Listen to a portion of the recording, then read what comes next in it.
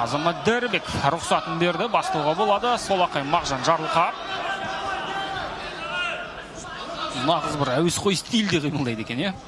Жарылқап. Да, здесь ищет возможности для своих атаки. Мағжан. Жаман емес. Енді салмақ жасамайтын да жөні бар екен, е? Муслихидин Зухидовтың өте денелі, қараңыздар. Рванул вперед. Оң қолмен ауыр соққысына сеніп қалған. Көрейік. Бар тейкдаун. Жарылқап Мағжанның орындауында. Бұл жерде әрине айтарлықтай қауіп жоқ. Толқындыра алмайтыны анық. Ары қарай позицияны жақсарту, соққы жаудыратын бір мүмкіншілік тудыру ғана қалды.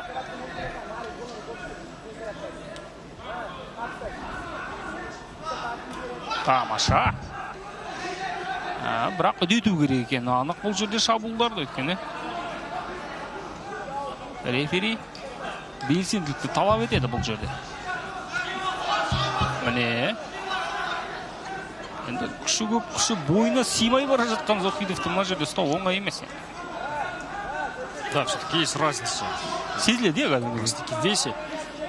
По крайней мере, есть разница в том, что вес не уложился. Муслихидин. Держать своего оппонента сложно. Мағжану в партере. Маша. Ұпай жинайтыны анық қазір. Бұл жерде Жарылқап Мағжан қарсыласты біраз шаршатуға да тырысады. Және біртіндеп Халгар қазір жартылай, қарсыласын қорғанысын бұзып өтті. Бұл позициядан соққы жасау сәл ыңғайлырақ. Бұған дейінгі позицияны алып қарайтын болсақ, бұл жерден сәл қауіпсіздеу деуге болады. Қарсыласты өз осында ұстап отыруда сәл жеңілірек болуы керек.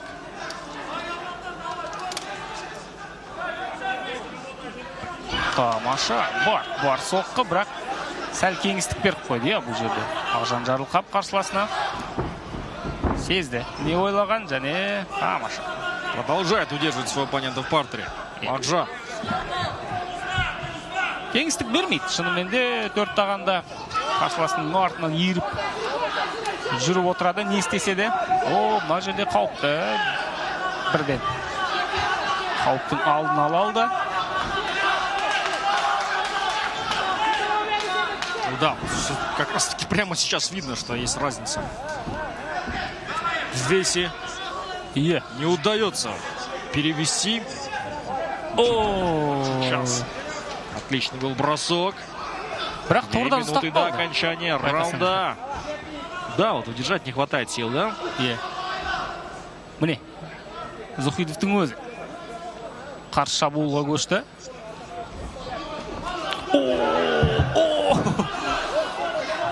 Сақ болу керек бұндай ашық ұрыстардан. Әсіресе Зухидовтың оң қолы өте ауыр көрінеді, шыны керек. Өте қауіпті көрінеді. Сол соққыға сеніп жүргендей, өзі бір сеніп артып жүргендей болып көрінеді. Муслихидин выжидает, минута остается. Ведет этот раунд, на мой взгляд, Мағжан. Контроля в партере. Успешных бросков. Енді оған сары карточканы да қоса отырайық. Сондықтан қазір 2 қадам артта келе жатыр. Зухидов. Ашық ұрыстарда. Жарманул вперед и навстречу встретил. Навстречу встретил. Встретил проходом в ноги. Екінші рет осындай жағдайға тап болды, Зухидов жұдырығын ала жүгірген кезде оп-оңай қарсы алып жатыр. Жарылқап Мағжан. Қазір енді қалған уақыт осы позицияда ұстап қалса да жеткілікті. Бірінші раундта ұпай түгел.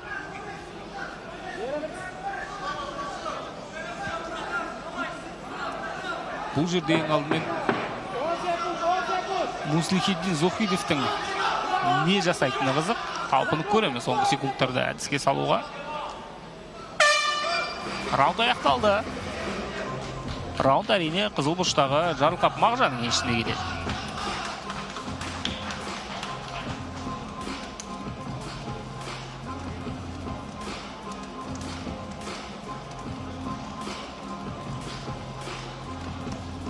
Раундтың ең қызықты сәттерін қарап шығайық.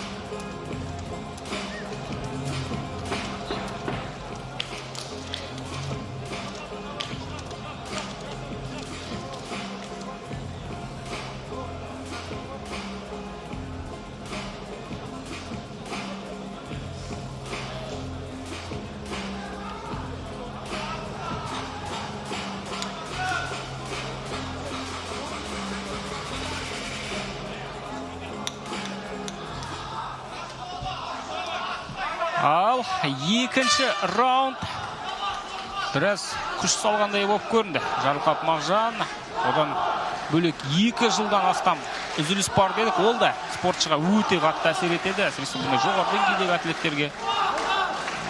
Бұл да қазір жекпе-жек барысына қатты әсер етіп жатқанын көріп отырмыз. Тот басып қалу деген түсінік бар, иә? Көп тұрып қалу. Да, ондай спортта өте қауіпті. Таких вот пауз между атаками. Справа здесь попал и сразу же почувствовал, что не стоит больше пропускать, переводит Мағжан своего оппонента. Өткеннен сабақ алмайды екен, иә?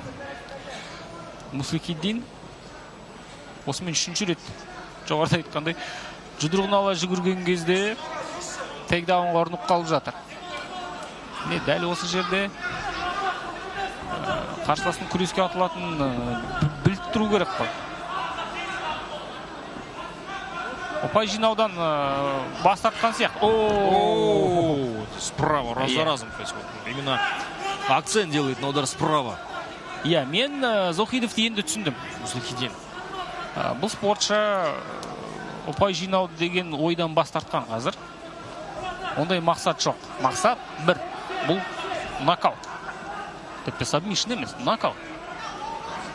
Өйткені партерге түскен кезде сабмишнның иісі де жоқ. Тамаша. Қысым көрсетуді Мағжан Жарылқап жалғастырып жатыр. Қазір. Не деген белді жігіт, қазір қараңызшы. Оп-оңай, қорғанып шығалды бұл жерден де.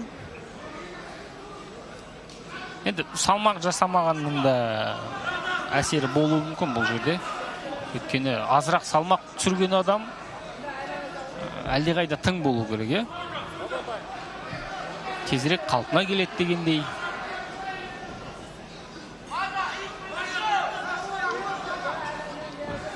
3 минутқа жуық уақытымыз бар. Да, контрит своего оппонента у сетки. Жарылқап Мағжан. Тамаша. Клинчтен шығалды. Осы жерде. Ненадолго, к сожалению. Иә. Енді абырой болғанда соққы тиген жоқ, бірақ қазір тиген де бастан. Бұл жерде енді бұл сокер-кик.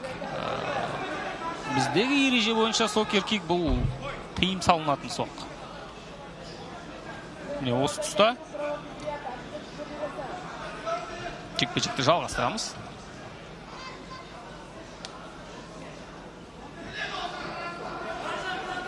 Мағжан тағы да күтіп. Білет Зохидовтың атылатын. И снова ждет момента для того, чтобы тайминг, скажем так, провести тейкдаун. Понимает и сам Муслихиддин в том числе. Енді оң қол ауыр бұл жігіттің. Тамаша, өкшеден бір алып еді, ай қараңыздар. Қорғанып шықты. Кем дегенде... Справа, здесь, кажется, прилетело жестко. Ал. Ары қарай бізге жақсы таныс жұмыс басталады қазір, Тейкдаун бар. Енді жеңісіне күмән болмау үшін кем дегенде бұл раундты Жарылқап өз еншісіне жазуға тырысады. Бұған сары карточканы қосамыз, ұпай түгелі болады 2 раундтан кейін. 3-ші раундта енді тек қана мерзімнен бұрын ұтылып қалмасам деген бір оймен шықса да болады.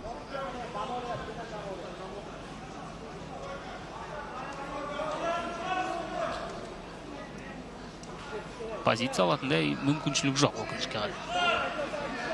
Бұл жерде төреш аяққа тұрғызуға төрешінің хақы бар сияқты. Да, активность абсолютно нулевая практически. Ни ударов, ни улучшений позиций.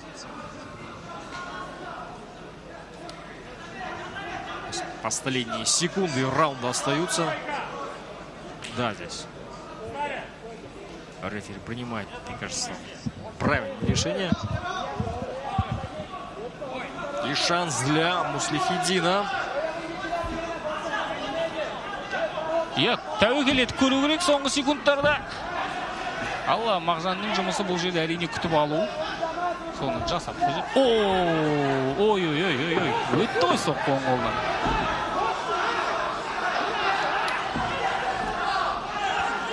Ашық ұрысқа көдудің қажеті жоқ. Бэкфисті жоқ жерден алып шықты Мағжан Жарылқап.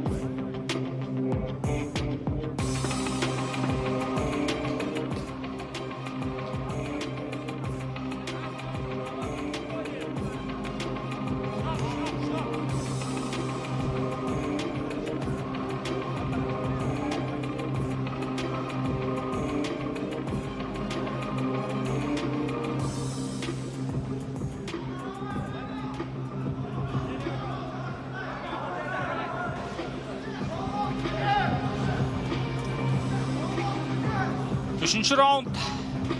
Қарсаңында жігіттер қандай күйде? Күреске көп күш салған Мағжан Жарылқап қарсыласына қарағанда қаттырақ шаршаған сияқты. Қаншалықты рас екенін дәл қазір сізбен біз болып анықтаймыз. Ал Зохидовтың шегінерге жолы қалмады шыны керек. Қазір ұпай санымен қуып жете алмайды. Алдағы 2 раунд ұтылды. Салмақ жасай алмаған үшін ескертуін қосамыз. Сондықтан қазір Зохидов тек қана мерзімнен бұрын жеңіске жетудің жолын іздейді. Басқа жол жоқ. Бұны өзі де әрдайым енді жадында сақтап отырады. Сонысымен қызық бұл жекпе-жек. Басымдықты сақтап қалу Жарылқап. Тәуекел ету Зохидов. Міне, тәуекел етіп те көрді. Күрестен қорғанып шықты қараңыздар.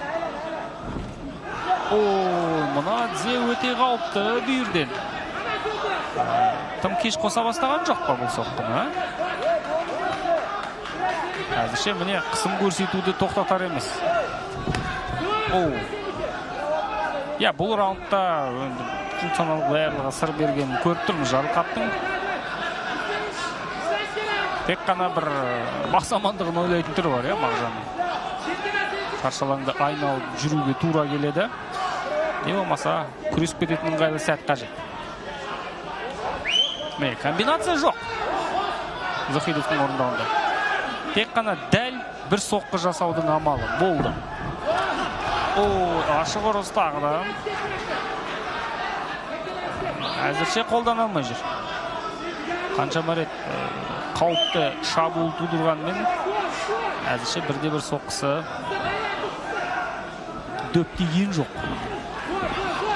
Және көрдіңіздер ме, шабуылдар біркелкі. Жарылқап әбден бейімделіп алған. Қай сәтте, қай тұстан соққы салатынын сезіп тұр. Да, весь акцент именно ставит на правую руку.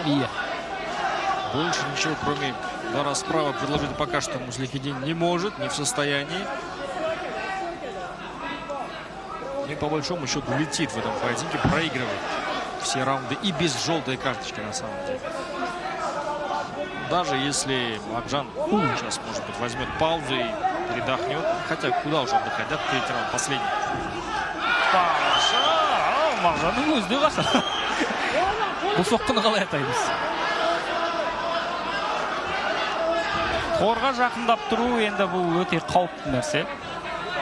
Бұндай ауыр соққы жасай алатын жігіттің алдында бір орында тұруға болмайтын шығар. Болмайтын егер тұрып қалсаң онда тәуекелге бел будың деген сөз. Міне осы өте қауіпті қараңыздар. Застоялся у сетки. Пропускает ненужные удары, на мой взгляд.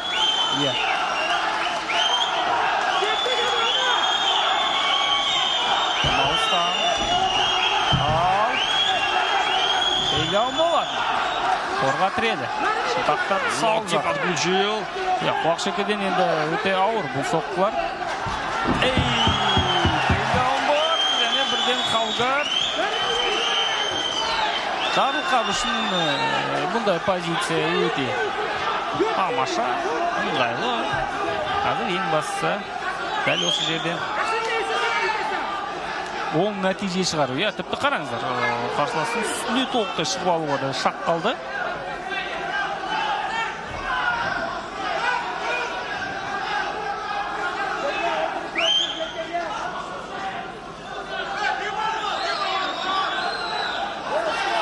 Бұлай жай ғана қарсыласты жерде ұстайын деген сияқты, дұрыс түсінсек. Жарылқап Мағжан, енді ұпай түгел деп айтты. Сондықтан бұл жерде ең бастысы тәуекел етпей басымдылықты сақтап қалу.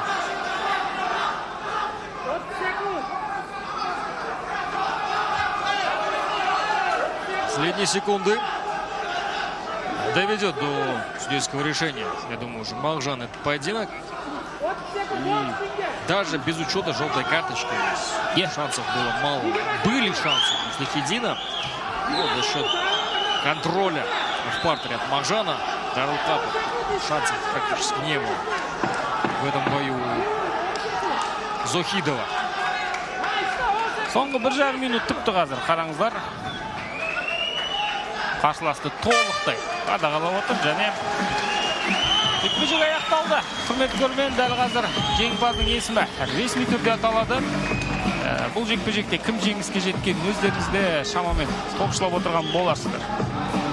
Осылайша Жарылқап Мағжан 2 жылдық үзілістен кейін сәтті оралды деуге болады.